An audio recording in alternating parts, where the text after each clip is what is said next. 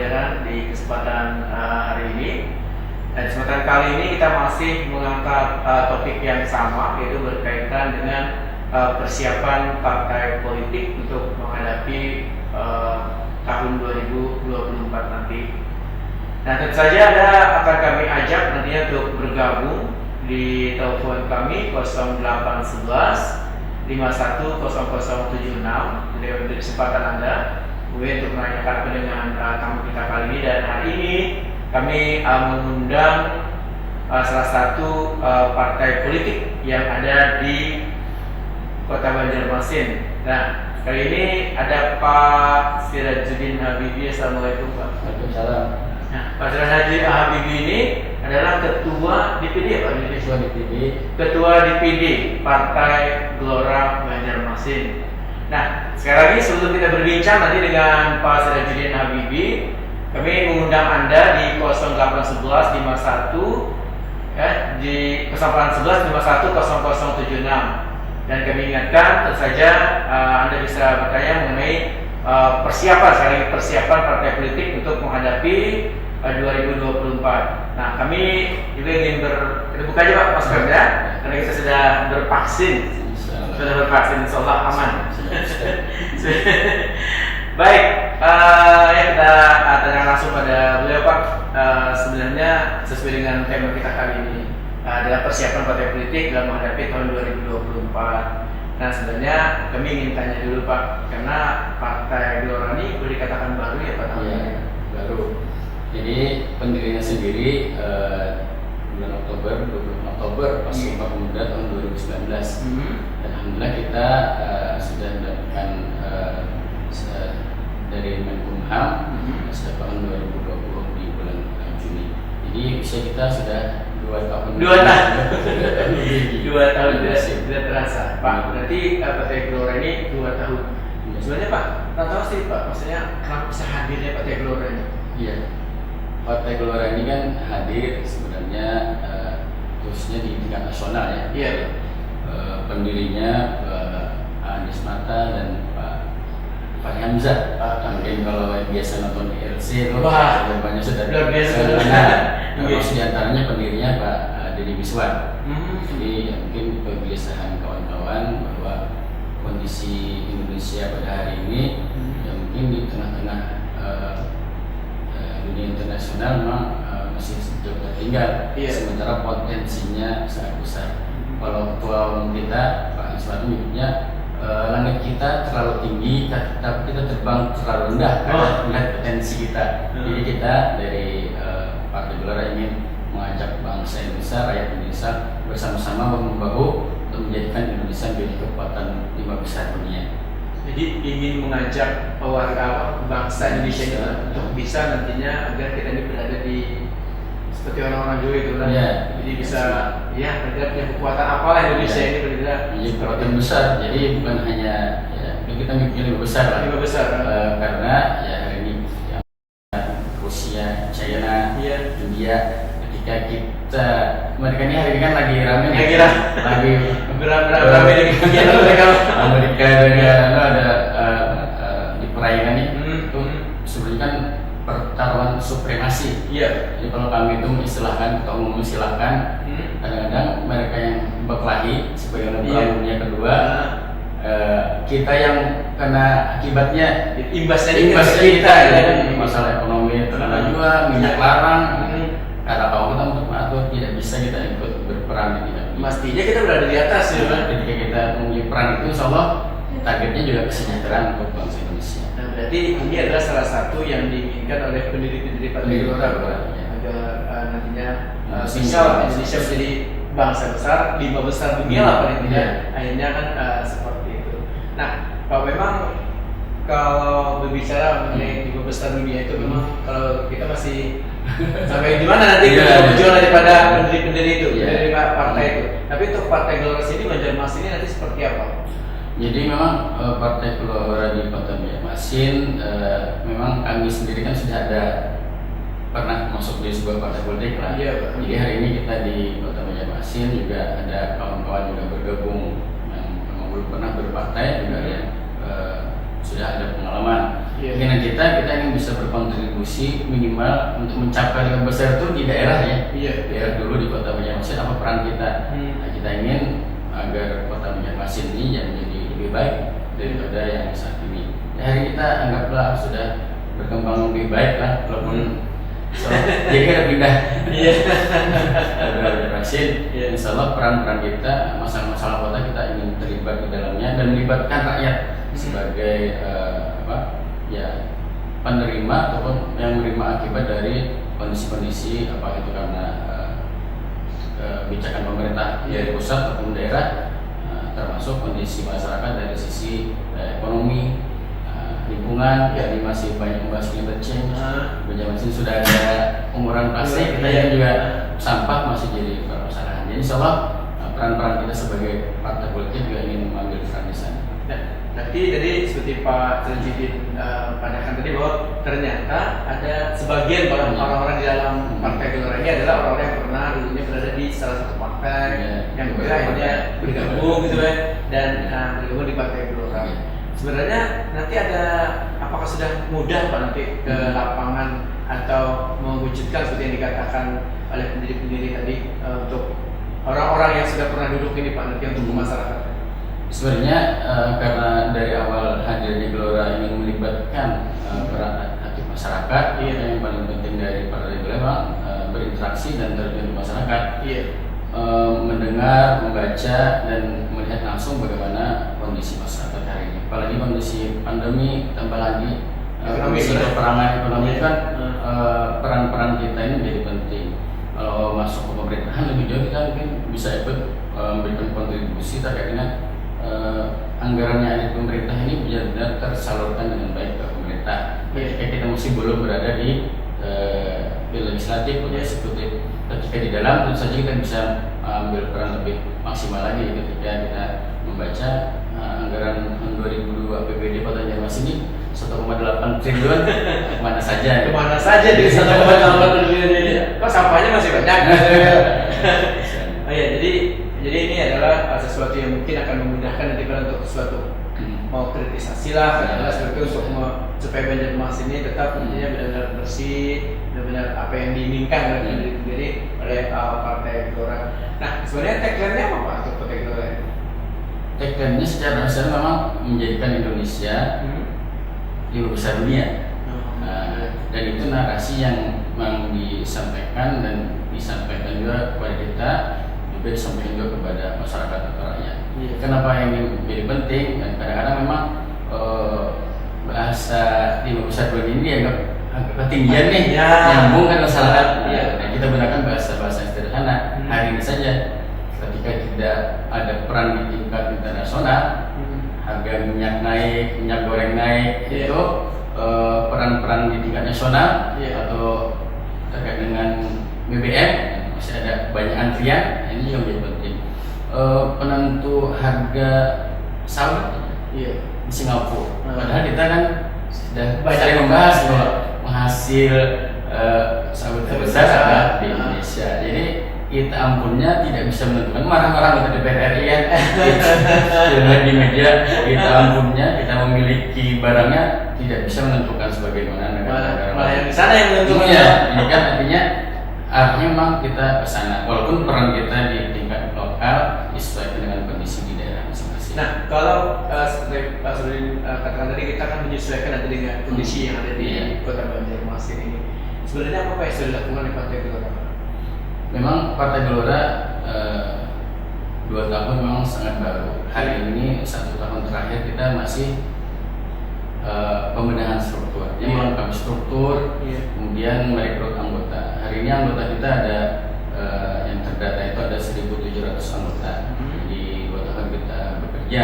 Targetnya memang kita bisa sebagai partai politik yang bisa ikut pemilu. Karena di pertengahan 2022 ini sudah mulai proses pendaftaran peserta pemilu. Jadi kita mengamankan untuk struktur dari DPD, DPC, DPR dan insya Allah sampai ke tingkat RT itu kita terus bergerak ke sana.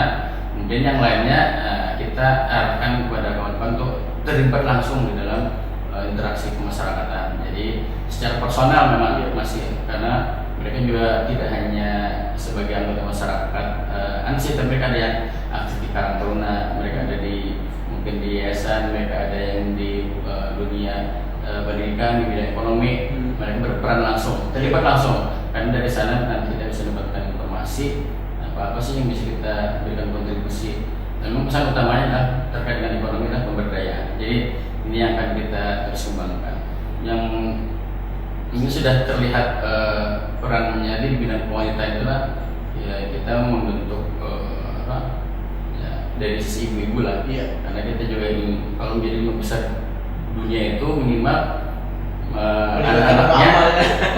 anak-anaknya itu juga harus berkualitas gizinya, masalah stunting, jadi sosialisasi tentang stunting, memberikan makanan sehat bergizi untuk anak-anak juga di 5 kecamatan masih sedikit, dan soalnya ini peran kecil dari Partai Gelora bersama dengan yang lain. Tidak mungkin kita sendiri bersama masyarakat yang lain, partai lain juga pemerintah. Kita akan mendorong, insya Allah kalau cita-cita ini bisa disambut oleh masyarakat, oleh stakeholder, insya Allah kami yakin itu akan bisa berhasil. Pak, kalau di tingkat ini kan DPD Kota Banyumas. DPD Kota, habis itu kalau ke bawahnya apa? DPC kecamatan, kemudian baru DPAC. Oh, DPAC ya. DPAC kelurahan. Nah, ini sudah terisi semua loh. Nah, untuk Partai Gelora memang untuk tingkat DPC sudah 100% dengan pengurusan rata-rata dari 15 orang lah. Untuk di tingkat kelurahan memang kita baru mencapai 50 yang terstruktur 50%. Kemudian baru ada person di semua kelurahan. Nanti person sudah ada, tapi kalau secara struktur itu barunya kita pengen minimal 10 sampai 15 orang di. Jadi di 52 kelurahan itu hanya 50%. Baru 50% kita capai. Jadi masih terbuka untuk kawan-kawan berkontribusi bersama di Partai Gelora. Berarti kan sudah kerja nyata Partai Gelora ini sudah terlihat jelas seperti disampaikan betul melalui emak-emak tadi kan sudah melakukan bidang perempuan untuk kegiatan-kegiatan lainnya apa aja yang dilakukan Partai Gelora ini? Memang di Partai Gelora karena tadi yang diusung dianggap cukup besar, tapi kita ingin menyampaikannya secara narasi ini dipahami oleh masyarakat. Persepsi masyarakat ini bahwa tidak mungkin, coba kita mungkinkan dengan berinteraksi dengan masyarakat. Peran-peran ini Pak, kita menyebutnya kampanye literasi. Karena banyak partai politik hari ini hubungan dengan pemiliknya atas bawah. Kita dipesankan bahwa Gelora interaksi masyarakatnya harus timbal balik satu dengan yang lain. Hubungan atas dan bawahan, apalagi hierarkis. Sehingga nanti kita bisa saling mengisi input dan output dari masyarakat. Jadi ini lagi terus berjalan, Pak? Iya, masih berproses. Karena itu partai baru, Pak. Partai baru kan baru 2 tahun dikatakan. Nah, ini bagaimana, Pak? Cukup sulitkah memperkenalkan kepada masyarakat ini? Karena kan masyarakat kita ini kan sudah ada lah. Iya. Ini kadang-kadang kan ini kaplingnya sih. Kan seperti itu, Pak.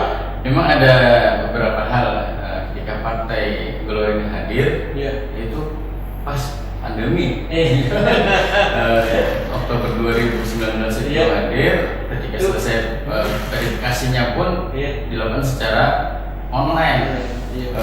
Verifikasi oleh Departemen Hukum dan HAM, dan ini kalau kita melihat dari sisi pandemi ini jadi kendala, bakal jadi kendala. Akhirnya malah peluang.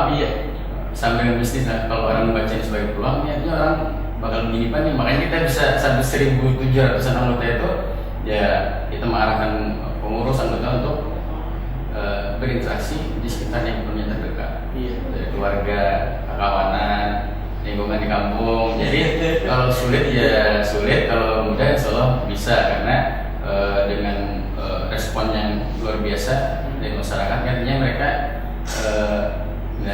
menerima Gelora di Kota Banyumas dengan baik.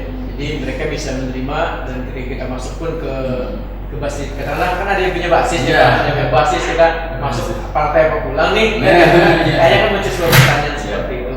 Nah, bagaimana caranya Partai Gelora ini, Pak, untuk mengantisipasi, katakanlah ini kan sudah ada KTA nih. Iya, iya. Tiba-tiba datang Partai Gelora, Iya. Pak, anak Gelora pulang. Kan Iya. ada yang ini bilang rupanya tak ada anak ini. Nah itu bagaimana Pak cara memastikan bahwa ini benar-benar orang Gelora? Ya memang pola kita merekrut tadi dari kedekatan emosional. Jadi memang dari hasil survei kita, terutama dari tingkat nasional, mereka yang mendaftar hari ini ada 600.000 anggota Gelora secara nasional. Jadi rata-rata alasan mereka bergabung ke Partai Gelora ingin ada perubahan. Jadi karena kita membawa sebuah narasi besar ini, mereka ada sebuah harapan. Bagaimana mereka sudah mungkin ada kapling-kaplingnya, kapling kan. Sebenarnya masyarakat itu dinamis. Dan tadi kadang-kadang hubungan mereka dengan partai politik masih atas bawah ini, jadi mereka sangat terbuka. Bisa jadi mereka belum anggota secara masih mungkin kalau kita menyebutnya mengambang. Jadi tadi ikatan kekeluargaan, pertemanan, interaksi sosial ini yang kita pergunakan untuk mereka bisa. Dan dari sana kita menyampaikan narasi kita. Dan dengan narasi ini mudah-mudahan masyarakat juga mau menerima kita sebagai sebuah partai yang membawa perubahan untuk Indonesia, makanya untuk di tingkat yang lebih sederhana. Nah berarti ada sebuah keyakinan bahwa ketika kita menawarkan seseorang bahwa ini benar-benar orang Gelora ini, kita sudah punya keyakinan bahwa ya kita tentunya yakin dan kita memang melakukan dua. Jadi dari pendaftar itu kita juga verifikasi. Jadi sebelum KPU memverifikasi Partai Gelora, itu memverifikasi lebih dulu karena sebagai partai politik, sebagai peserta pemilu, kita memang harus meyakinkan bahwa mereka benar-benar. Dan dari sanalah mungkin nanti kita akan bisa berkembang lebih jauh lagi. Memang ya ada tantangannya, tapi kami yakinlah masyarakat bisa menerima Partai Gelora di Kota Banjarmasin. Iya kan ini ya Pak tadi karena takut Pak, karena ada kadang-kadang kan di masyarakat kan ada fenomena seperti itu kan. Karena lagi Pak Terjun kan sudah pernah di partai politik, sudah tahu. Ada memang. Jadi adanya ketika kita masuk ke daerah tertentu, ya mungkin tokohnya atau mereka tidak bisa menerima Partai Gelora memang ada. Tapi kan itu kalau bahasa kita masih banyak lagi yang mau menerima. Tapi bertanggal-tanggal. Jadi bagaimana nantinya anggota dari Partai Gelora untuk bisa meyakinkan untuk bisa meyakinkan agar orang hanya bisa tertarik. Nah ini harus dilakukan oleh mereka begitu. Ya, meyakinkan bahwa kita punya sebuah visi besar, dan ingin melakukan perubahan. Dan kami meyakini bahwa dengan hari ini, apalagi bukan hanya digitalisasi, apalagi teknologi, bahkan TV mau digital, nanti informasi itu sudah sampai di level masyarakat ke bawah. Jadi kalau kita ajak berpikir berat nih, besar ini, mereka seolah bisa menerima kita. Masa kalau ada harapan mereka mau bergerak. Dan kalau kami diberikan ketika pengajaran itu, kita belajar dari lembaga-lembaga atau ormas, perusahaan itu, bagaimana mereka efisien, kemudian bagaimana ormas itu mereka memiliki jumlah volunteer yang tinggi, yang Muhammadiyah kan, dari mereka kecil sekarang besar. Ya, Gelora pengen juga belajar seperti mereka, jadi tidak mengandalkan kekuatan finansial, tapi mereka memiliki kekuatan idealisme yang kita bangun. Makanya kampanye literasi yang kita gencarkan.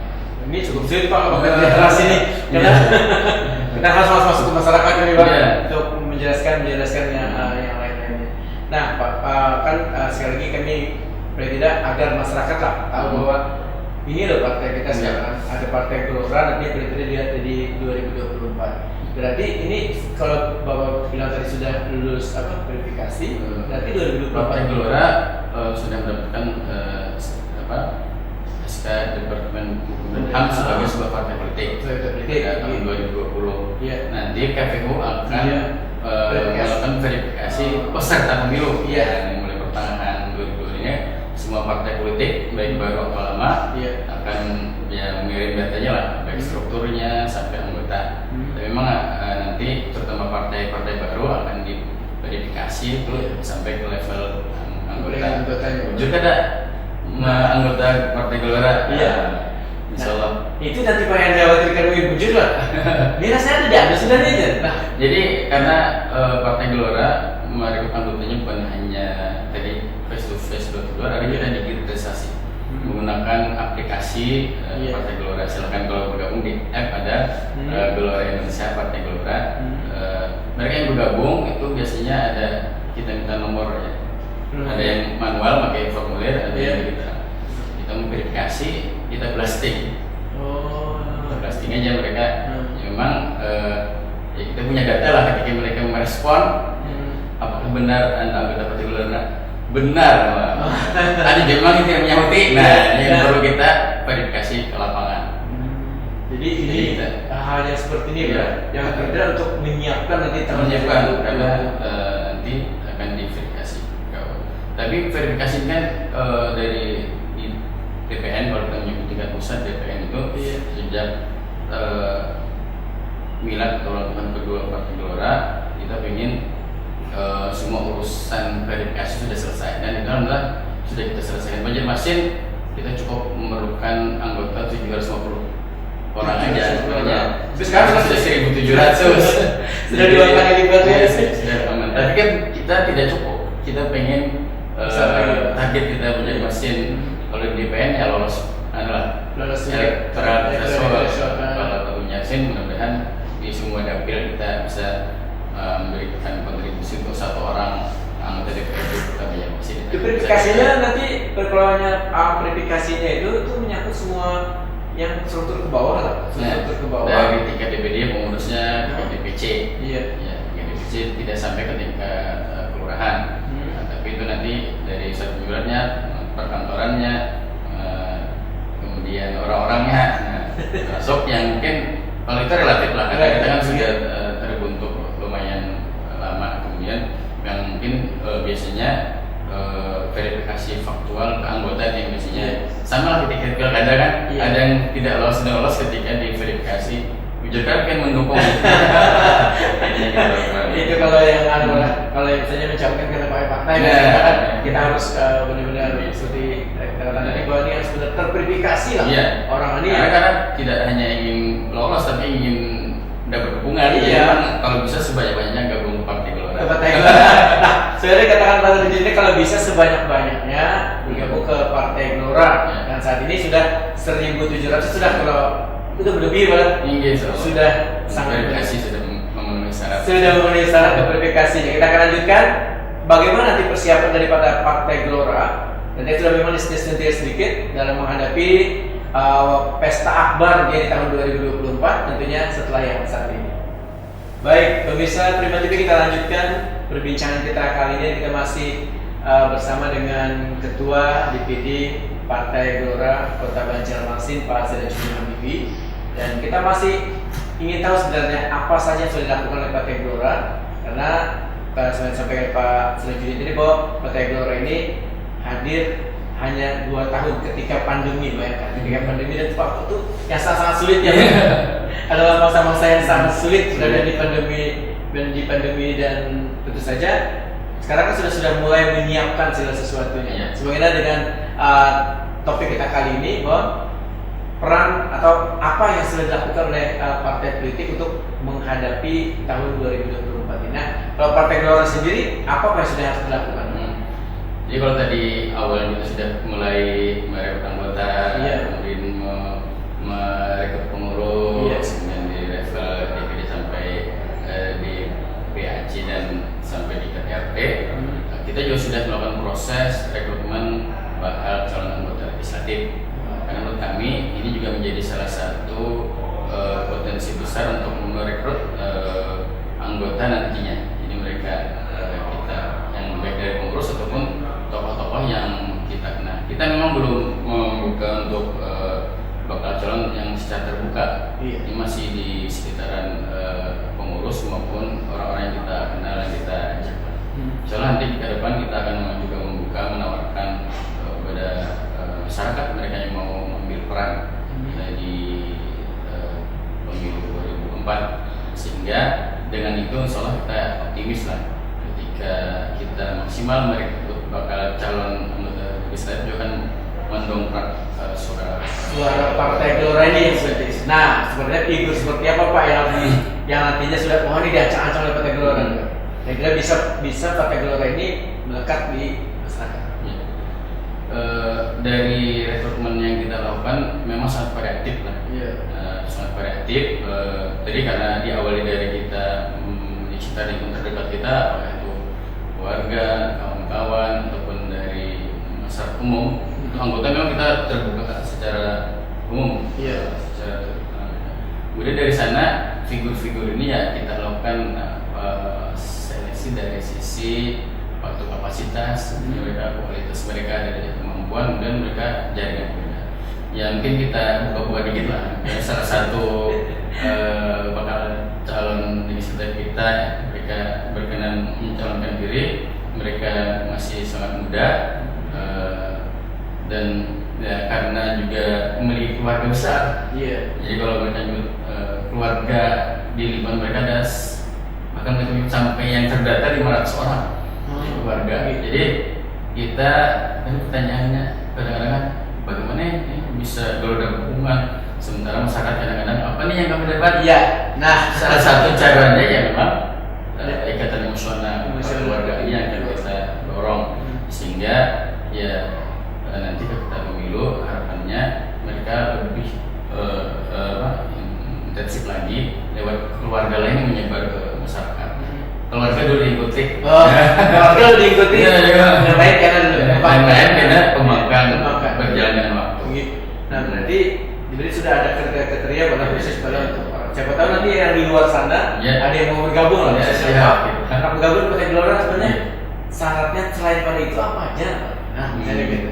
Karena Partai Gelora ini kan asaskan Pancasila. Jadi memang terbuka, silakan siapa saja bisa bergabung. Berarti tidak Pancasila dalam artian berarti tidak ada memandang agama nih? Ya, tidak memandang agama. Di tingkat pusat DPR itu ya hampir seluruh agama itu ada mereka di sana. Karena ketika kita ingin menjadikan Indonesia besar, paling tidak partai politik ini mencerminkan kebinekaan untuk mereka semua bisa berkontribusi.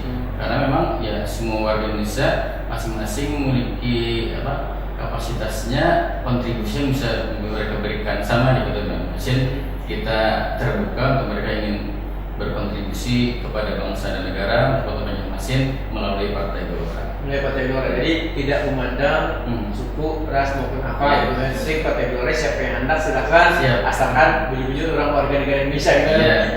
Dan memang sejak awal ingin kita mewujudkan cita-cita besar bos sepaham dengan cita-cita kita. Walaupun nanti ada memang sebagian juga ingin fokus mereka di Kota Banjarmasin, tapi sejalan dengan cita-cita besar kita menjadikan Indonesia. Yang sampai nih hanya yang ada di pikiran mereka, tidak peduli dengan cita-cita besar dari Partai Gelora ini. Karena kita ingin semuanya terlibat dalam proses ini, supaya yang dipandangkan, yang dibicarakan ke masyarakat juga cita-cita besar ini. Jadi yang dipandangkan ke masyarakat sama gitu. Sama. Lalu kita nih di Pakistan bagaimana kita harus kita bagaimana kita mencari orang yang akhirnya sepaham.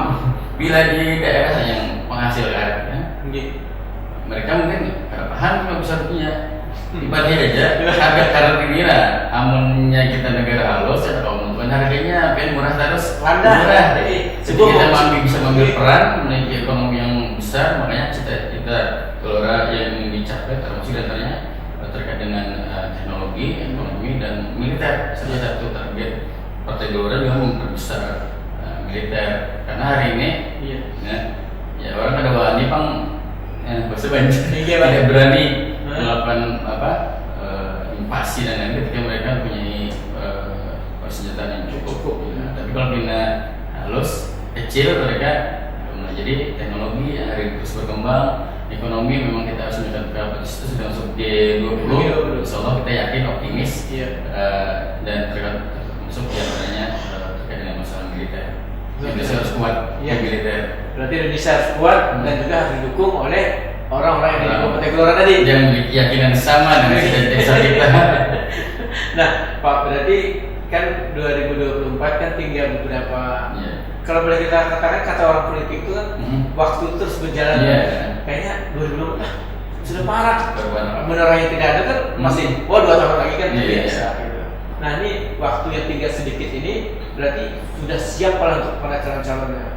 Insyaallah kalau dari sisi proses kita di Gelora yang sudah kita dapatkan untuk calon lah terutama itu ya di 50% sudah kita. Ini mereka sudah berinteraksi ke masyarakat, sudah turun, sudah tinggal mungkin lagi 50%-nya berproses lagi tadi meyakinkan masyarakat rakyat untuk bergabung Gelora juga perlu pandai, perlu diskusi sehingga bahwa kayaknya saya cocok nih gabung ke Partai Gelora dan mereka akan berjuang bersama dengan Partai Gelora.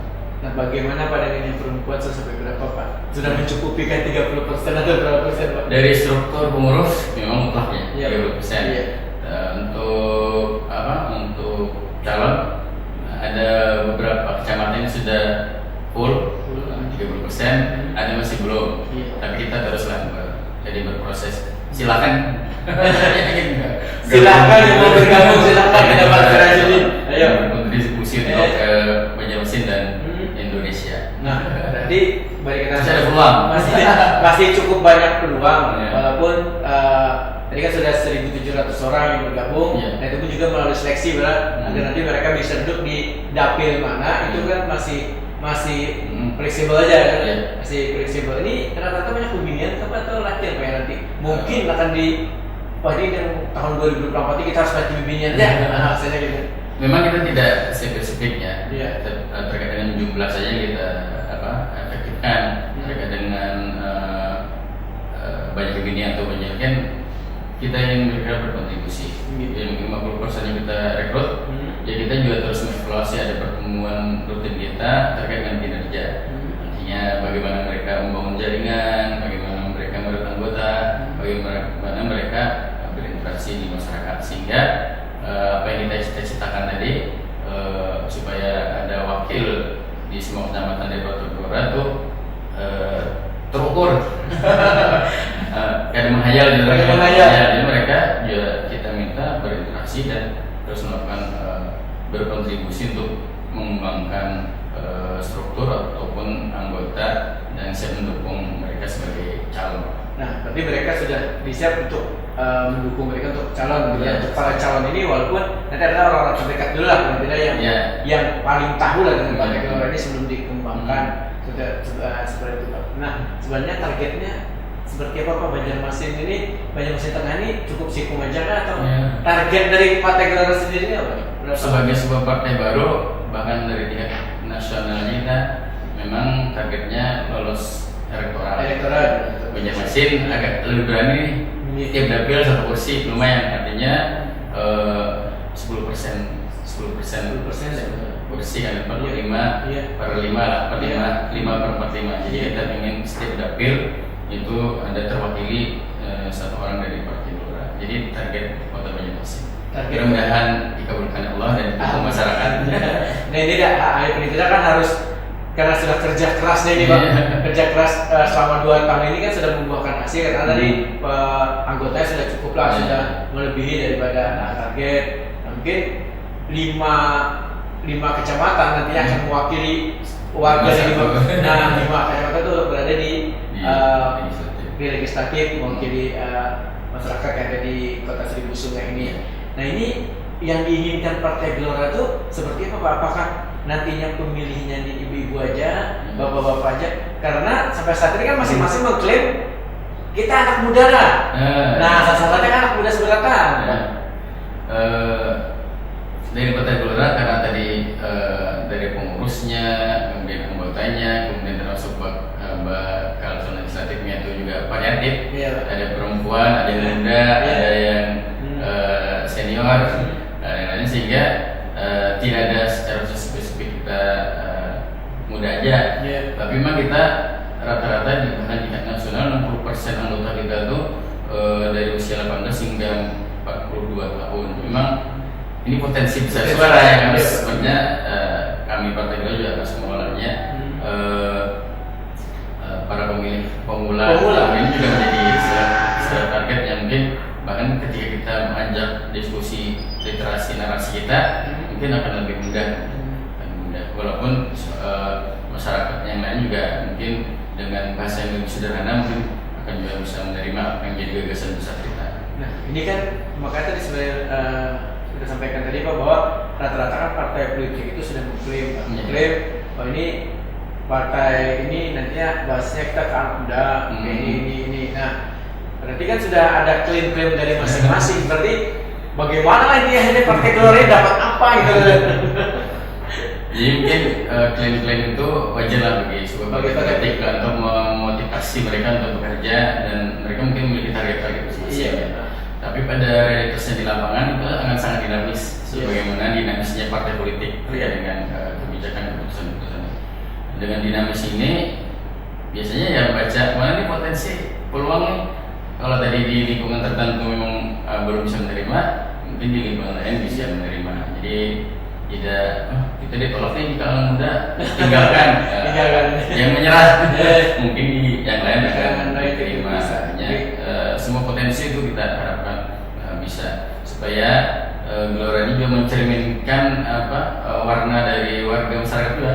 Jadi ada yang muda, ada yang dari kalangan muda dan yang lebih senior lagi, kemudian ada yang dari kalangan terdidik, ada yang mungkin dari masyarakat yang biasa dan khususnya dari pengusaha, dari pedagang, maksudnya kita ingin semua bisa bervariasi. Jadi benar-benar kita sendiri sudah menjadikan Partai Gelora ini terbuka untuk semua kalangan, siapapun boleh yang mau bergabung ataupun langsung berkontribusi. Pak, kalau kita bicara masalah anak muda, katanya anak muda ini kan kalau 2024 ini lebih menguasai pada untuk para pemilih muda. Nah, saat ini demografi. Demografinya seperti itu. Sebenarnya apa sudah yang dilakukan oleh Partai Gelora ini supaya meyakinkan ini kan orang baru tidak tahu di partai, tidak tahu di politik sama sekali. Ada apa yang harus dilakukan? Tapi sabar dulu Pak. Kita akan lanjutkan. Tentu saja Anda nanti bisa bergabung juga, kami undang di 0811 51 0176 setelah yang saat ini. Baik, pemirsa, kita lanjutkan dan tentu saja kita masih mengangkat topik kita kali ini. Sebenarnya apa sebenarnya persiapan partai politik untuk menghadapi tahun 2024 nanti. Nah, Pak, tadi sudah kita perlihatkan bahwa kan orang-orang baru, generasi baru umur 17 kan itu ke atas itu masih belum tahu sama sekali partai politik, karena mereka hanya foto-foto aja Pak. Hari ini pakai baju ini Pak Tramil. Nah, sekarang mereka sudah begini. Partai Gelora ini apa yang harus diyakinkan dengan mereka itu Pak? Jadi memang ada dua hal yang kita berinteraksi ketika dengan pemuda lah. Pemilih pemula. Memang meyakinkan dulu pada mereka bahwasanya politiknya jadi penting, bahwa masa depan bangsa ini juga hari ini memang peran partai politik itu menjadi penting. Bahkan dari penentuan anggaran yang ada di pemerintah, misalnya ketumnya Wasit yang 1,8 miliar itu dibahas bersama anggota DPRD, bersama yang merupakan wakil-wakil partai politik bersama dengan pemerintah, yang kepala daerah dan wakilnya mungkin salah duanya dari partai politik.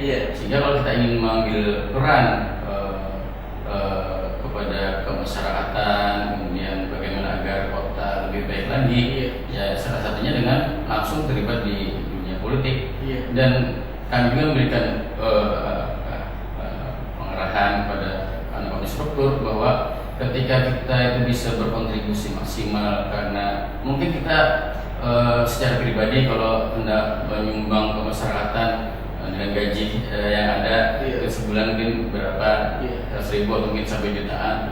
Ketika kita bisa terlibat di sebuah partai politik dan bisa menjadi salah satunya, walaupun tidak ada salah satunya, bisa anggaran masyarakat itu dengan luar biasa membantu bagaimana perbaikan jalan di lingkungan, bagaimana mungkin masjid, bagaimana mungkin kesehatan masyarakat, bagaimana itu luar biasa. Itu bisa jadi amal jariah bagi mereka-mereka yang buat kebijakan. Jadi ada sisi ukhrawinya juga yang kita sentuh. Di sisi lain memang ketika ada kondisi yang tidak belum sesuai harapan berbicara. Ketika bicara di luar memang akan agak berbeda dengan berbicara ketika di dalam sistem sendiri, bahwa partai politik itu penting. Jadi partai politik itu memang penting dan untuk meyakinkan adik-adik kita tadi. Gambarannya, gambaran dan seperti apa yang harus peran mereka. Jadi kalau hari masyarakat mungkin tadi kalangan muda, mereka yang baru lulus kalau masih kuliah khawatir bagaimana pekerjaan di depan, masalah ekonomi kita bagaimana. Ini biar menjadi salah satu pintu kita bahwa peran pemerintah itu yang sangat penting. ketika kita tadi ya istilahnya bermain di media sosial, kecuali viral, dan itu respon. Kalau ini satu anggota dewan kadang-kadang ini masalahnya seperti sampah nih di sekitar lingkungan ini, telepon kepala dinas, hancur pada datang. Itu contoh, bukan membedakan kelas bahwa pemerintah itu, tapi memang mereka mempunyai tugas untuk melakukan pengawasan, atau berperan dalam masalah penganggaran, dan juga melakukan pembuatan aturan-aturan. Kalau aturan masyarakat kayaknya harus dibentuk nih, kayak kita dulu bikin perda rumah panggung. Karena kalau tidak jadi perhatikan hari dia jadi banjir.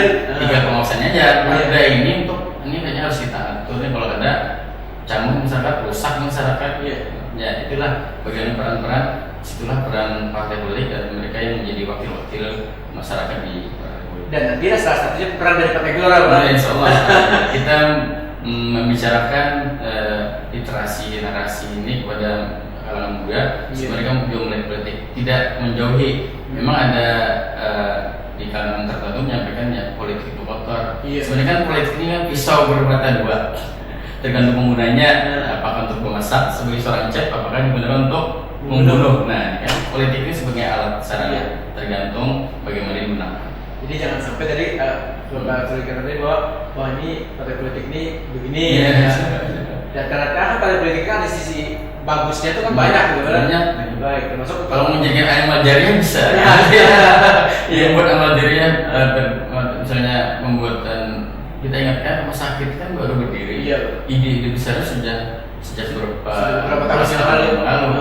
Ini dari kalangan masyarakat ataupun dari kalangan partai politik. Sehingga akhirnya Banjarmasin memiliki sebuah rumah sakit. Berapa banyak yang tertangani mereka sakit berada di rumah sakit kan. Awas belum bisa rumah sakit. Ada bisnis orang Bisi kan kadang-kadang masukan dari masyarakat pemerintah tuh ada yang relatif efektif ketika dilaksanakan sesuai dengan koridor dari sisi pemerintahan bersama dengan legislatif. Walaupun tidak meniadakan peran-peran yang lain, tapi ini salah satu dari bentuk bagaimana kita ikut terlibat membangun masyarakat, membangun pemerintahan. Nah, Pak, ini mungkin di sesi terakhir kita tadi apa yang ingin Pian sampaikan kepada warga Kota Seribu Sungai ini? Paling tidak bisa lah mereka akhirnya aku Partai Gelora. Terima kasih mempromosikan Partai Gelora. Terima kasih respon dari terima kasih pada Prima TV telah mengundang kami Partai Gelora untuk bisa berdiskusi bagaimana Partai Gelora ini memiliki cita-cita yang besar agar menjadikan Indonesia yang besar dunia. Ini bukan cita-cita yang tinggi membumbung langit, karena kita sudah pernah di masa kerajaan itu menjadi negara yang besar. Potensi kita luar biasa, sumber daya alam kita luar biasa, tinggal bagaimana kita mengelolanya. Ketika pemerintah itu amanah, maka insya Allah akan memberikan efek manfaat yang luar biasa di masyarakat. Salah satunya dengan terlibat di dalam sebuah partai politik. Anda bisa terlibat di dalam politik, baik itu nanti sebagai anggota atau kemudian menjadi pengurus, apakah ini menjadi wakil masyarakat di legislatif bahkan di eksekutif. Kami mengajak warga Banjarmasin, Partai Gelora, partai yang terbuka untuk semua kalangan, dan mudah-mudahan dengan bergabung di Partai Gelora, apa yang visi Partai Gelora, dan mudah-mudahan bersesuaian dengan visi dan cita-cita mari bergabung bersama dengan Partai Gelora. Jadi mari bersama-sama bergabung ke Partai Gelora gitu. Jadi jangan sungkan-sungkan. Pak, mungkin ada yang mau bergabung tempatnya di Partai Gelora? Untuk DPD Kota Banjarmasin itu kantornya di Jalan Sultan Adam. Sultan Adam di sekitar jembatan lah. Mungkin nanti bisa kalau ada yang lewat di sana. Kalau di kantor wilayahnya di depan Poltabes di Jalan Jadi silakan kalau mau yang dekat di daerah sana bisa ke sekitar Sultan Adam. Kalau yang lebih dekat di pengurus wilayah di sekitar Ahmad Yani kilometer 3,5. Ya mungkin ada yang masih ragu gitu kan. Ada yang ragu, ada yang masih belum dapat gambaran yang banyak tuh mengenai Partai Gelora. Bisa aja langsung datang ke Jalan Sultan Adam tadi udah. Jadi datang aja ke kantor, di DPD kan. Jadi nanti bisa tanya langsung apa dengan Partai Gelora ini. Nah, itu kan paling jelas seperti itu. Baik, terima kasih Pak sudah sudah bersedia untuk diundang di program Bapak Pandiran kita hari ini, dan mudah-mudahan sukses Pak untuk Partai Gelora Amin. depan. Dan kita bisa memiliki wakil, Amin. ada memiliki wakil rakyat lah kita nantinya dari Partai Gelora. Nah, kita berpisah dulu. Harapan berdapat pulang di kesempatan yang akan datang. Wassalamualaikum warahmatullahi wabarakatuh.